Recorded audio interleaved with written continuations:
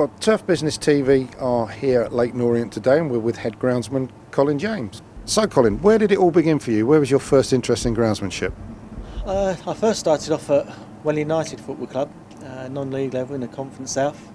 I was offered a job there working in the office by the owners, Barry and Graham Hobbins, to help with their fundraising scheme. I was a plumber for 2.5 years when I first left school, and I then fell into the job at Welling.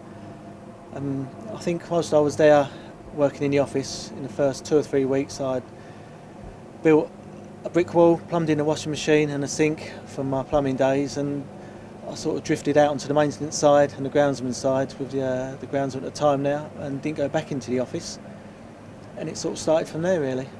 So you found that you had a light for being out there, on the pitch looking after things? Yes, so I used to help the groundsman out a little bit, with a bit of divoting and a bit of cutting and mowing then.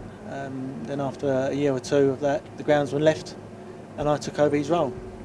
So what was it you really liked about that then? What attracted you to it? I'm not an office worker. I was a plumber for 2.5 years, so I was out on building sites and things like that. So I was always working outside and with my hands, and being more creative than sitting behind a desk. And it was very local to where I lived as well. It was my local club. It's a good club to be at, and I just love being outside more than anything. So you developed there as head groundsman and were there for how long? 15 years.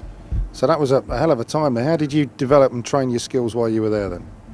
I didn't go to college. I didn't know exams. I just literally learnt myself. I taught myself by reading the books and magazines that got sent through the post, talking to lots of other groundsmen, going to the shows that used to be on at Windsor.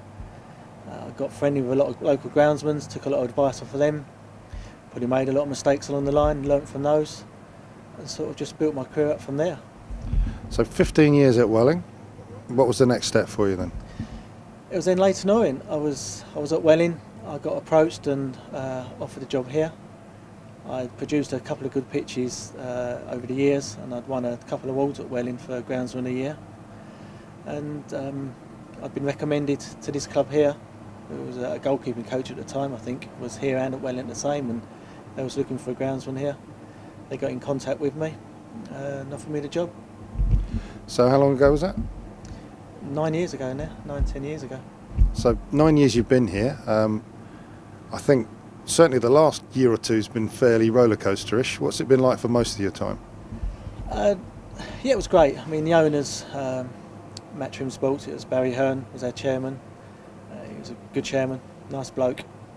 Matt Paul's our chief executive, and the club ran really well. We run on a budget.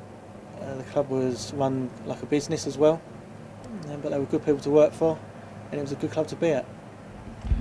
So new owners came in, things have changed a bit. Obviously the club's on tough times at the moment, threat of administration. I know there's a court case coming up which we won't delve into too much, but that obviously changes the game in terms of the resources and the budget you've got to play with here. Yes, it does. It puts a bit of a strain on you. We can't go out and obviously buy everything we want to. We're on a bit of a budget.